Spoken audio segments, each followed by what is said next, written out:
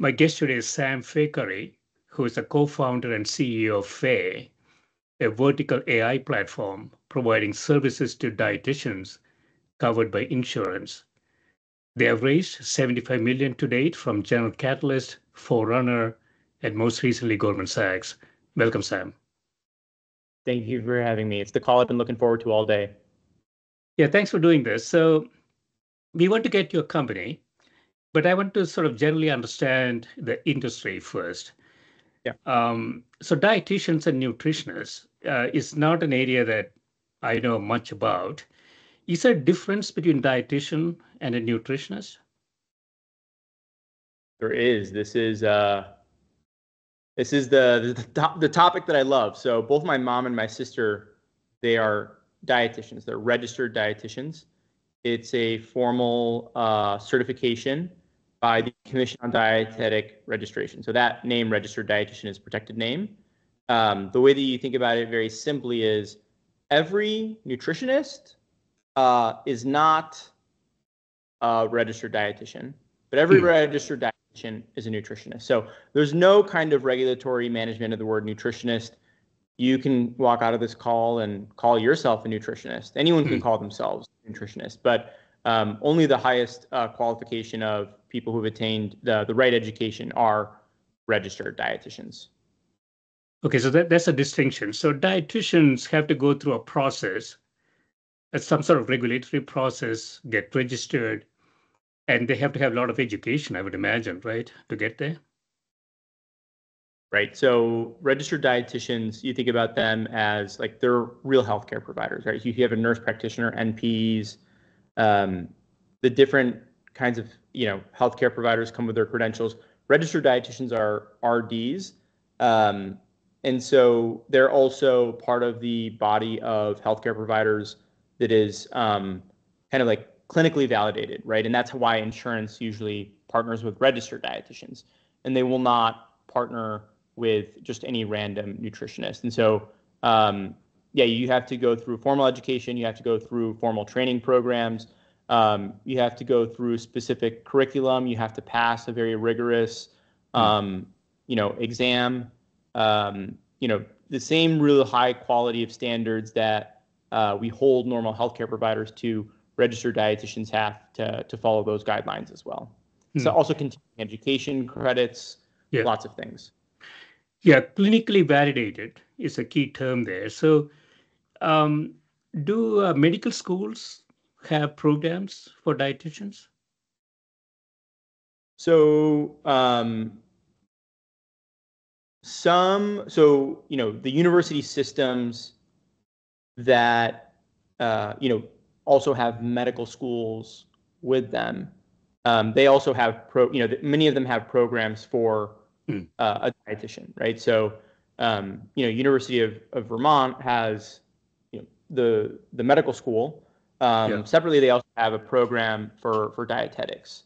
Not every university system has a dietetics program. Some are known more for them. Others are known not as much. But just given the amount of explosion in the space, it has been something that more universities are adding. Yeah, that's really interesting. So I spent some time in the pharmaceutical industry. Yeah. And as you probably know, pharmaceuticals is more about alleviating the disease or the symptoms. It seems to me that the dietitian market is more about preventing the disease, which is much more economically interesting for the economy. And so it seems to me that medical schools should be really looking at this more carefully, right? I mean, yeah, so we know how to alleviate diseases. We have known that for 300 years. But alleviating a disease is not necessarily the right thing. You want to prevent them, right? Correct. I mean, there's a lot of talk happening right now in the industry that most physicians will go through medical school and have little to no classes on nutrition. To say they have none is, not fair. To say they have very little is completely true. And there's a lot of efforts right now to really increase the importance of food and nutrition in the curriculum. And for us, we get really excited about this because the more that doctors are educated about food and nutrition, the more they realize that you're not going to get food and nutrition done in 15 minutes with a doctor, and doctors do not have more than 15 minutes. And so we really do believe that the dietitian is that it is the future of preventative healthcare that we've been sidestepping for quite a while. We believe the dietitian is that first tip of that spear, and so we get really excited about everyone being interested about food and nutrition because we've known for a long time, which is it takes that one-on-one personalized care with someone who's going to hold you accountable and take you through that journey. And that's where the dietitian comes in. And it's never been a better time to do something special in healthcare. Yeah, prevention is the key. So I just want to get a general sense of, so we have this type 2 diabetes, hypertension, cholesterol. All of those things are in what they call in the metabolic syndrome channel. Yeah. And it has been increasing quite dramatically all around the world. Yeah. I think the latest statistic I've seen in the US is that we are 35% or 1/3 of the country are obese. It's still about 10, 15. Yeah. Yep. Yeah. Yeah. Go ahead. Yeah. No. Sorry. You're. I didn't even.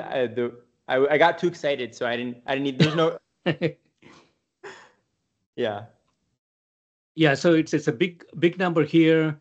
It's also a big number around the world. My understanding is that 10 to 15% of the world population of 8.2 billion could also be considered obese. It's quite difficult to characterize obesity based on measurements because there's a lot of genetic stuff going on there, right? So, for example, in Asia, you may not look obese, but in the grand scheme of things, you might still be obese from a metabolic syndrome perspective, right? So we have a huge problem, I think, not just in the US, but all around the world. Yeah, I'll say, America really we lead in a lot of things across the world, and we definitely let in obesity. It really kind of took off here first. And I think makes sense why, right? Pepsi, Coca-Cola. It's very profitable to build, very addictive. We have a very big problem with it in America. Here I am having a Celsius, right? I think then we started to learn that Americans actually, their taste buds started to gravitate towards healthiness because we reached kind of just this asymptote where we're like, we can't stand it, right? Like maxed out on sugar. And so now the new trend is health towards America. So these companies in the CPG industry had to rotate their business. It was no longer profitable. There was no growth in Coke and Pepsi in America. So they acquired Tropicana, they acquired Gatorade, and then they began to export obesity globally, right? Yes. Now, we export obesity. It's taking off. Chronic conditions are taking off across the rest of the world. But there's a lot of work now for us to, solve a global problem, not just an American problem. It's a global problem. So I want to talk about your company, Fay. Yeah. So what do you guys do for dietitians and nutritionists? So we empower dietitians with a vertical AI supercharged business in a box, and they join, and they're able to start their own private practice or grow their existing private practice. It takes care of all of the mess with, integrating with insurance companies, submitting claims, and then people across the U.S. are able to go to our website and book an appointment with these dietitians. And when they book, they're able to get the care covered by their insurance. A lot of people don't know that this is a benefit. A lot of people don't know they can get a personal dietitian covered by their insurance. Even doctors, right? A lot of them don't even know even, only 5%. I mean, now that's changing, right? Because, they can send them to Fay to meet with a dietitian, but that's what Fay is today. And we really believe there's a broader opportunity to help people eat and live better. And we see the dietitian as really this just like overlooked and oftentimes kind of sidelined from broader healthcare system. Yeah. And we really get to make them the star of the show and really make them leading the charge in preventative care. So your clients are board certified dietitians. So if I go out there and call myself a nutritionist, insurance companies are not going to reimburse my advice, right? Typically. They will not. No, not unless you're a registered dietitian. And it's a registered dietitian. So in the US context, how many registered dietitians are there in the US? There's about 100,000 of them. But 100,000 of them, Yeah. just 100,000. So I don't know what our adult population, I mean, we have 330 million total population. Our adult population might be 150 or something like that. So 100,000 is a small number. Yeah. So is it because we don't have programs where people can go through and become certified? Well, I mean, I think the question is why they're only 100,000. Yeah. I think historically the challenge has been it wasn't really a lucrative sector to go after, right? Yeah. And so you have 100,000 of some of the most fantastic, amazing people who are really passionate about what they do. Yeah. And they don't usually make any money for it, right? And a lot of people can't afford to do that. And so,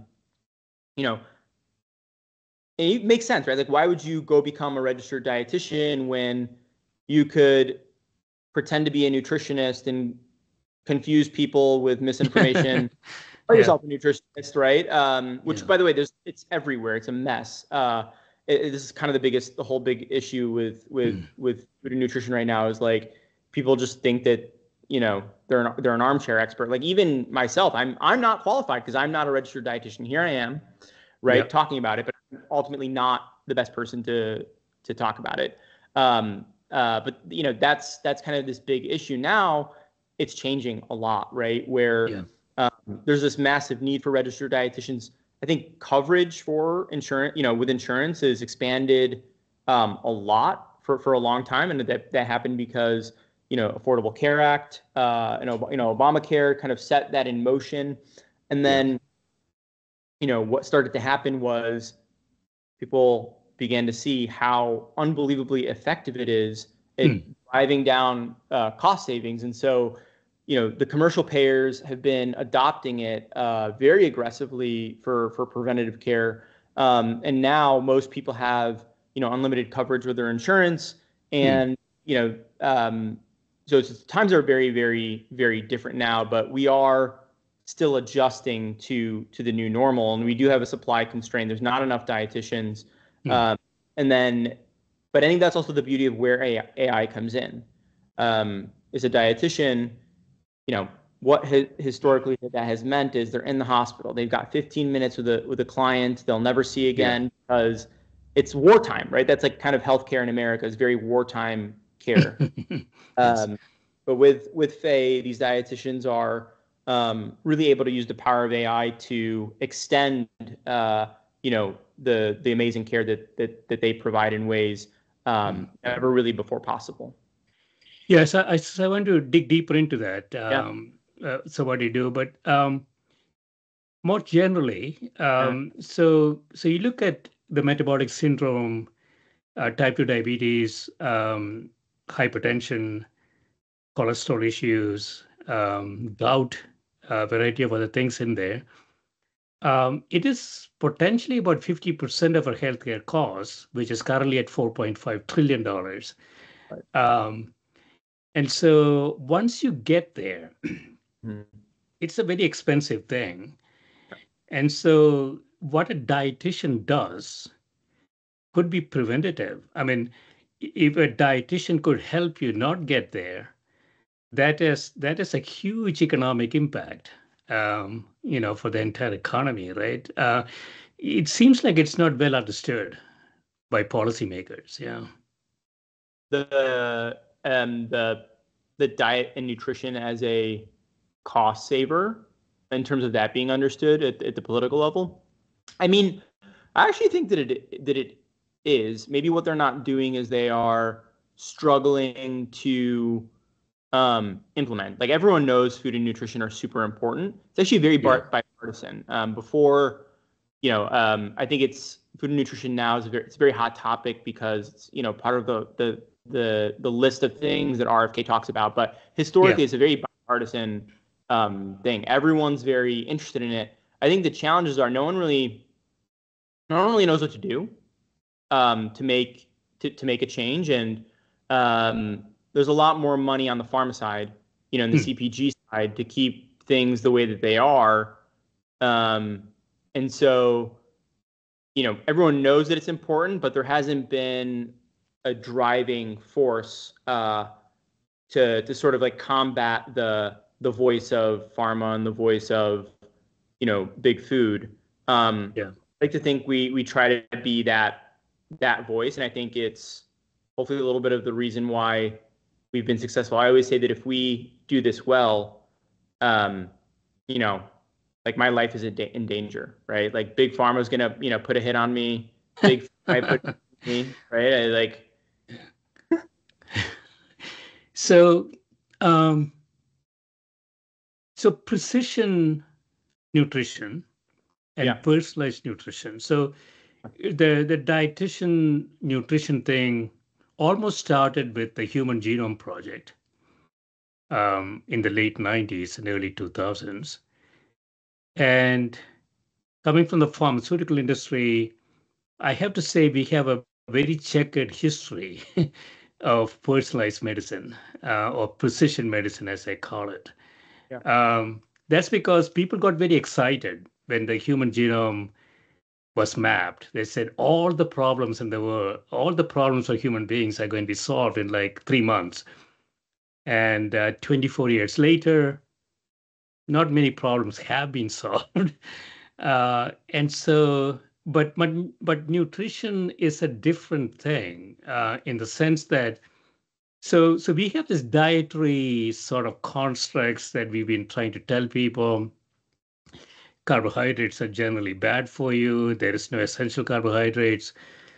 Proteins, there's some essential proteins in there. You have to get some essential fats, omega 3 and omega 6 you have to get, but there is nothing essential about carbohydrates. We've been trying to tell this to people, but nobody really has taken up on it because diabetes is on a massive rise all around the world. So what can we yeah. do about this? Yeah.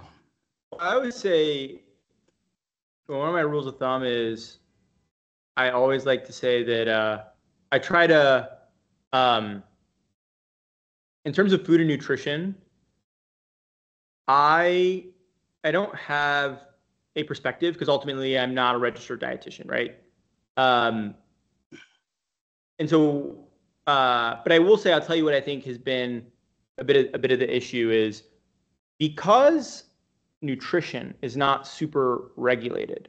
Hmm. When things are when things are not, nutrition is this category where it's tangential to healthcare and it sits at this intersection of being um, somewhat healthcare, but also somewhat lifestyle, Yeah. wellness.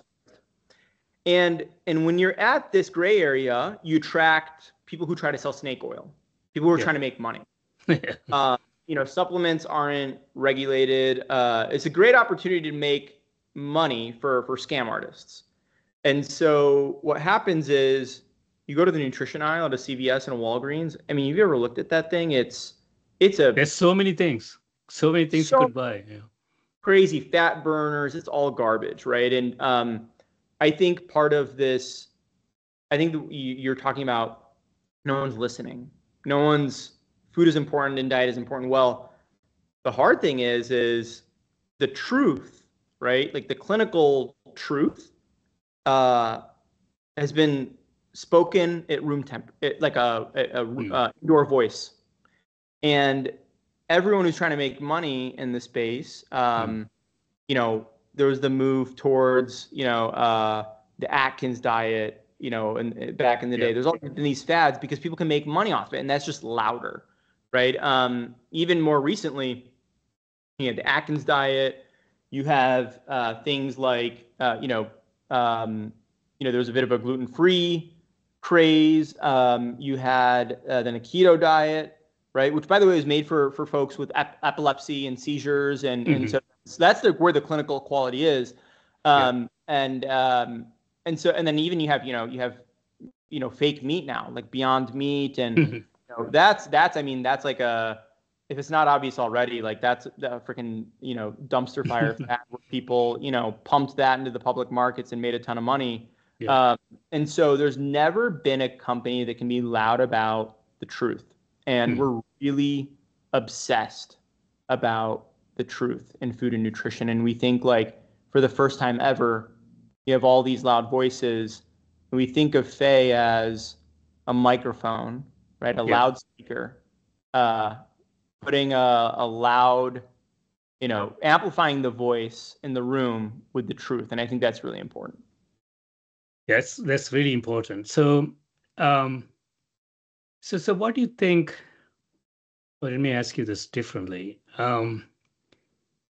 So you guys are pushing this idea.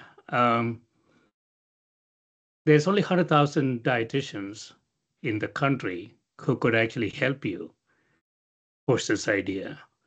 So if you were to expand the market, how would you go about doing that? I mean, we still got 150 million adults in the country. Right. And everyone needs a dietitian. Have more dietitians? Yeah. I was saying, you have 150 million people. Everyone needs a dietitian. So yeah, I think that is happening, right? We're getting more dietitians. You know, the Commission on Dietetic Registration, they've been a really rock solid, amazing folks as they start thinking about how do you expand the space. So, you know, just like, you know, there's a bit of a structure, right? There's the, you know, in nursing, right? There's nurse practitioners, NPs, RNs, like you know, there's also PAs, right? That group of care providers, they've expanded. And I think for dietetics as well, it will expand, right? You have, you know, more care roles being created. So there's registered dietitians, and then there's dietitian technicians. So I think that that's like the most clear and obvious expansion opportunity.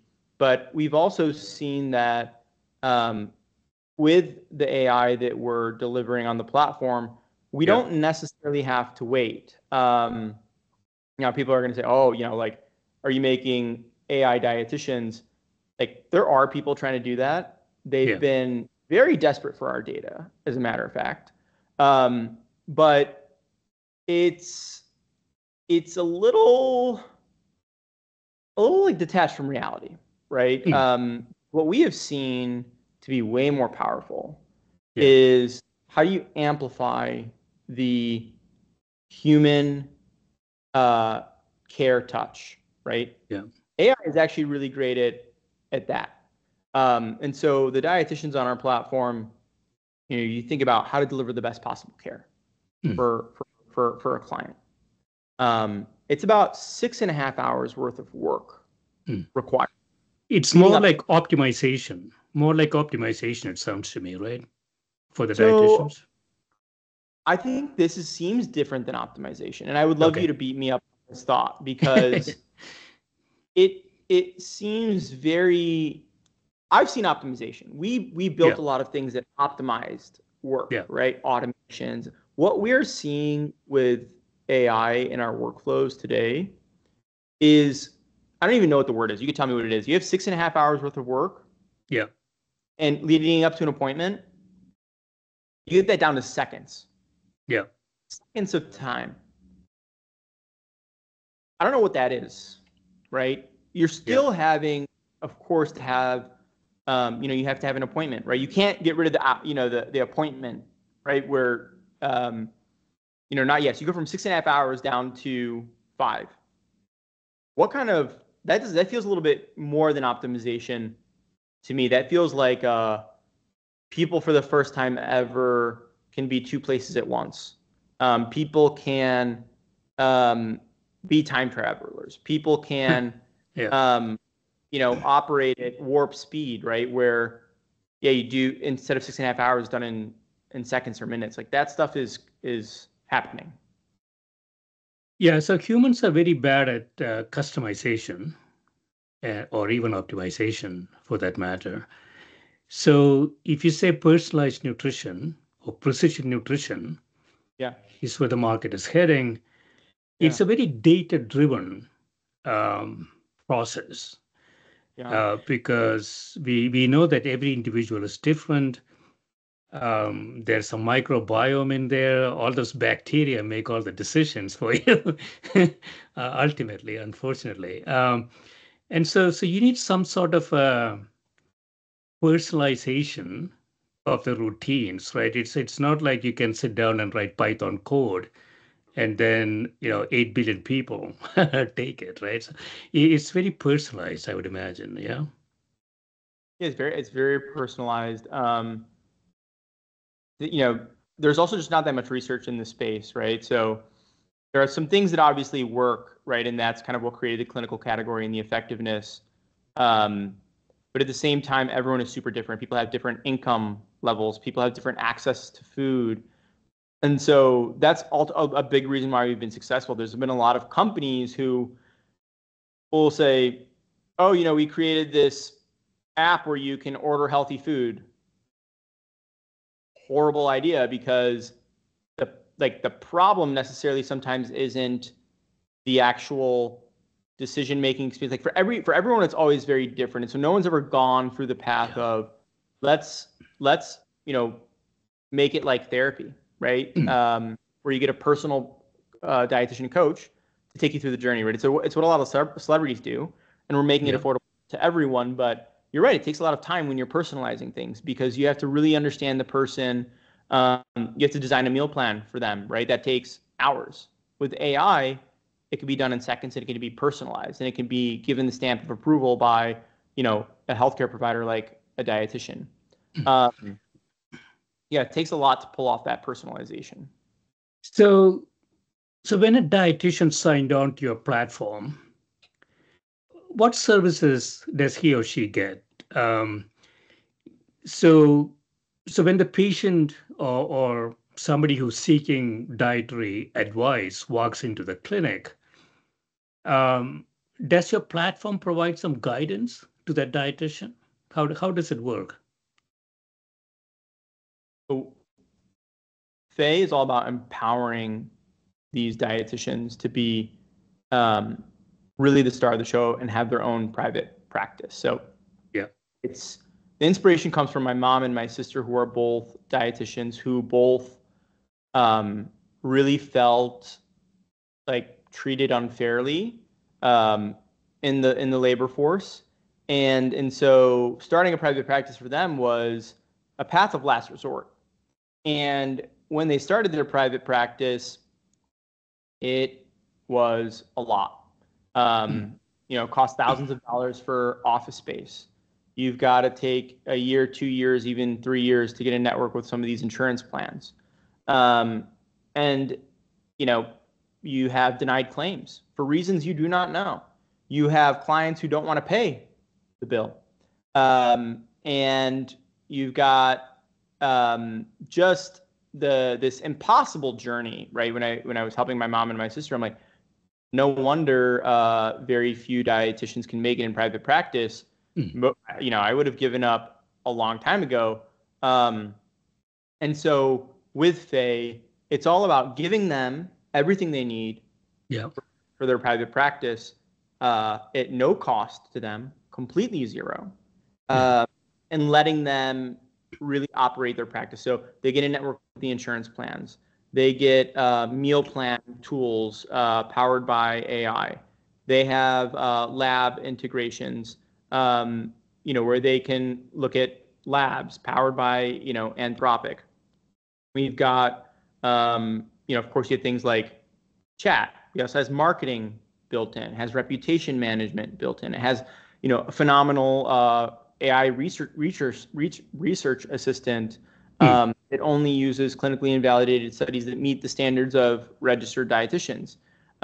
They get guaranteed pay, so they never have to worry about a denied claim. Every time they have an appointment, they know they're going to be paid each time. And so we do, and we also pay them way faster than the insurance companies will pay them, right? We give them, income smoothing, right? So in a way, we almost provide a interest-free loan. Like we just, I thought about my mom and my sisters, like what are everything that they need to be successful, and how do we make it so we can really start kind of a preventative care revolution with dietitians leading the charge. Yeah, so you're all about making dietitians successful. Yeah.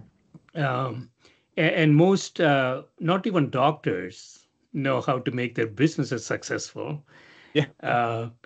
I have seen physicians sitting on the computer and trying to enter all sorts of data into the EMR system. And that's not going to make them successful either. And so you're all about making dietitians, their business economically viable and economically successful by removing all the stuff they thought they had to do. But with Fay, you could actually tell them, you don't have to do any of this stuff. We will do it all in the background. Exactly. I mean, our hope is dietitians have no clue all of the work we're doing behind the scenes. There are things like eligibility checking benefits. That is a concept, right? And so many different insurance companies all have different policies, I would imagine. The mess. Yeah. And they're amazing care providers, right? They shouldn't have to know that stuff. And so we take a lot of pride in the fact that most dietitians on our platform don't even know what what it means to call an insurance company, be stuck on hold for 45 minutes to get an answer. Like, the fact that they don't even know that that's a thing that happens is something I'm very proud of. Yeah, so insurance company doesn't want to talk to you because if they talk to you, they have to pay something. This is a whole scam that's going on between payers and providers. And so in some sense, you're bypassing all of that. You're saying here is a segment who's adding tremendous value to the economy by preventing diseases, and I'm going to make them successful. There's only 100,000 of them in the US today, but there could be 500,000 in the future because this is how we're going to get that 4.5 trillion we are spending every year to something more reasonable. I'm speculating. I don't know much about it. Yeah, I mean, the system is really tough. The system is very antiquated. And the numbers don't work, right? The numbers don't work from the provider side. They don't work. In order to even operate a private practice, the numbers do not work for the normal person, right? So we've had to come in and we've had to use really sophisticated AI and really sophisticated technology, building a platform that I will say no one is even close to building in healthcare. No one's even. It's comical, right? And making it reasonable, right? What we've done. Now, with insurance companies, I think they got a tough time, right? Because you have pill mills everywhere prescribing medication like crazy, driving up costs. And so the tactic of, let's put people on hold for 2 hours so they don't get something authorized, so maybe we don't have to pay for someone's Adderall that they got prescribed. That's kind of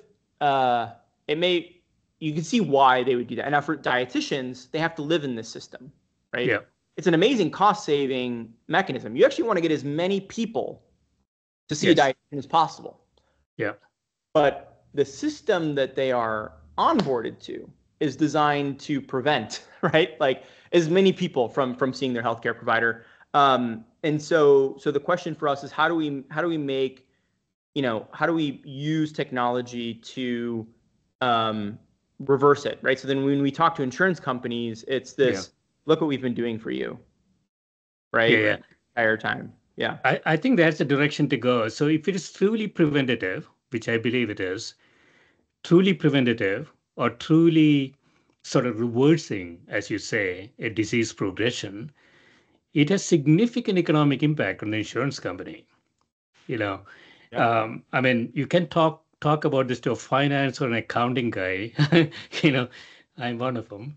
But the CEO, I mean, the execs of the company should understand this, right? So if you preventing disease, if you're reversing disease through proactive intervention, it has huge economic benefit for the insurance company.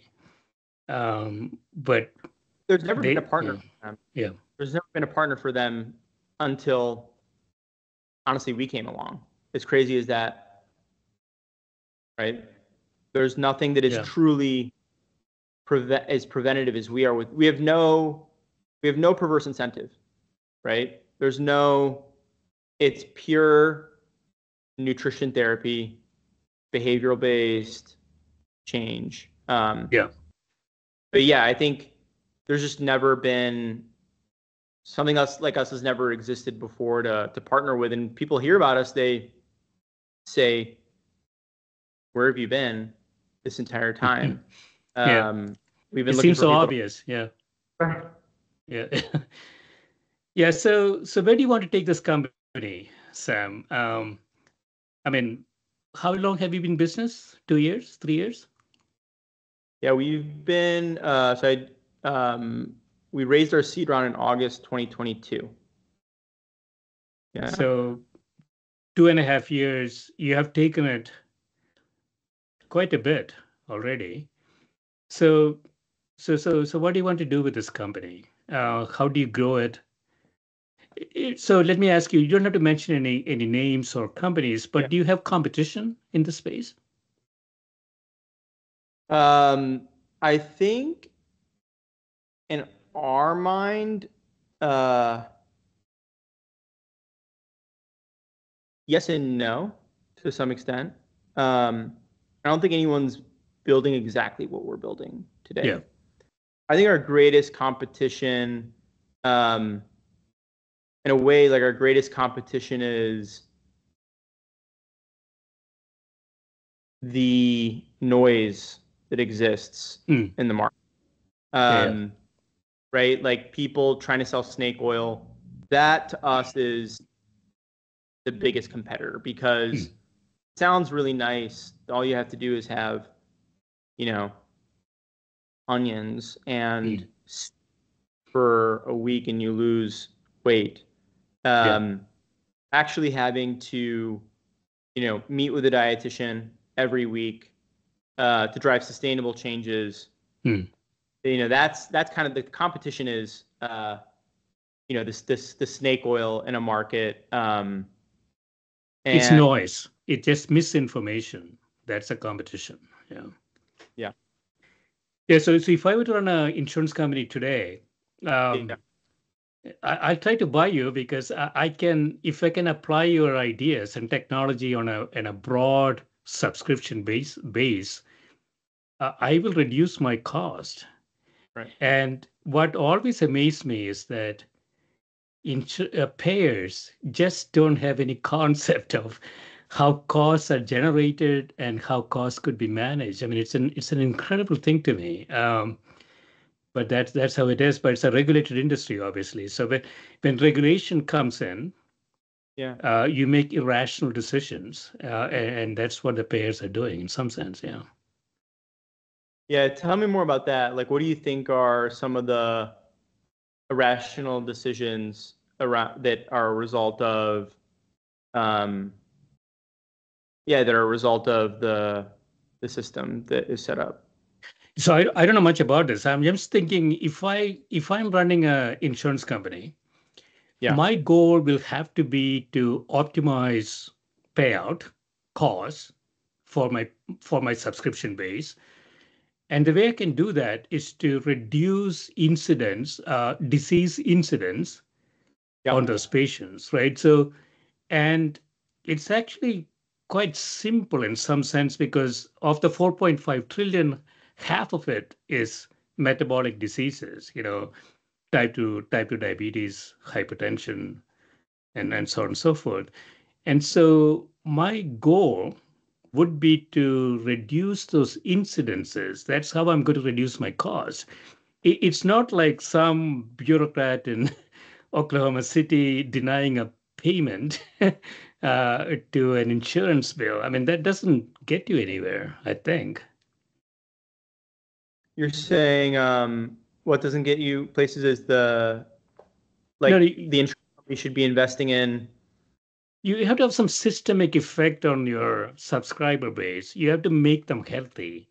You have to get them healthier, right? So that is what, as a payer, that's what I would be focused on. But I'm not sure if insurance companies really get that idea. Yeah. It's interesting because they are very large, right? There's a very few number of players in the market that do control most of it. And normally it seems in industries where there's a kind of duopoly of some kind that exists, the roadmap forward usually is very defined. Yeah. Microsoft, they really know what they're doing when they're moving forward in their plan. It doesn't seem the insurance companies are there. I don't know why. It's possible. It could be planned obsolescence, right? Competence, strategic incompetence, right? People say that.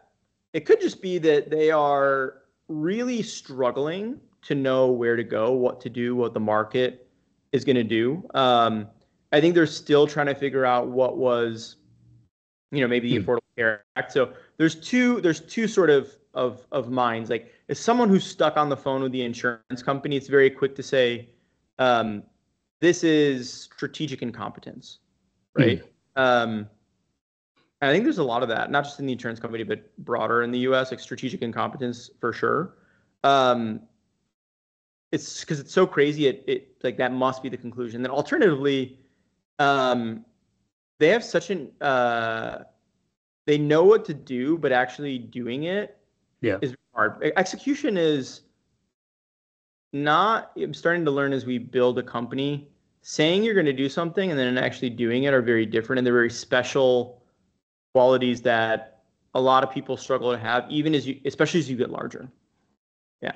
Yeah, I think that's true. I have a similar hypothesis, Sam. I think insurance companies think of this as a finance problem, but it's fundamentally a clinical problem.